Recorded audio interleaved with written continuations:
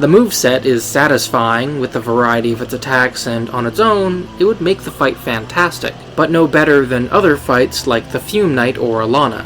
What does put this fight over the others is its second phase, and the brilliance comes in its simplicity. At 60% health, the Darklurker will split into 2 identical copies, both of which will contribute to the overall health bar. Other than that, nothing changes about the fight, but adding a second Darklurker dramatically amps up the pressure. Its long-range spells can already catch a player off guard when there is one of them to deal with, but the fight becomes much more difficult when trying to keep an eye on 2 different sets of attacks. The first phase of the fight does prime the player, however, to understand how the fight works. No new attacks are introduced into the second phase, meaning the player will already know how to dodge through each of their attacks. And while having both angels sync up their attacks would make the fight infuriating to dodge around, the Darklurker's AI was designed to be fought both one-on-one and in a pair.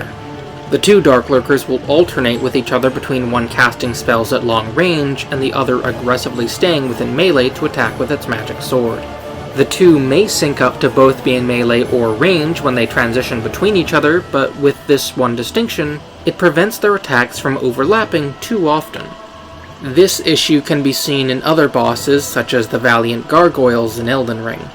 During this fight, the player faces down one gargoyle until a second one appears in order to start off Phase 2, but the problem here is that either gargoyle was originally designed to be fought as a single enemy. More often than not, the 2 will charge at the player at the same time, and dodging away from one attack means dodging into the other and getting hit.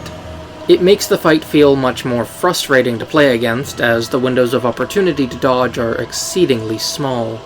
It's a fight that I initially struggled with when I first beat it, but on subsequent attempts, the fight has gotten significantly easier to deal with.